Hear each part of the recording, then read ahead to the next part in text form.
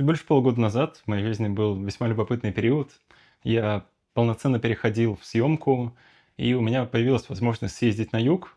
Я тогда как раз только купил вот эту камеру, и была возможность протестировать ее. Я привыкал, снимал для себя, без какого-то конкретного сценария или идеи, просто смотрел, что она может, и в основном занимался отдыхом. У меня были мысли сделать с этими кадрами какое-то видео по типу того, как я сделал в умеренности, но идея никак не приходила, и они лежали. И вот я очередной раз открыл и понял, что пора делать, иначе я просто оставлю их. А это будет жалко. Опыт и воспоминания из этой поездки помогли мне пройти через определенные трудности, которые ждали меня сразу после возвращения.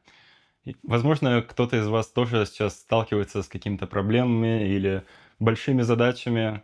Для этого нужны силы, и я буду рад, если это видео станет поводом для вас взять небольшую передышку и немножко восстановиться.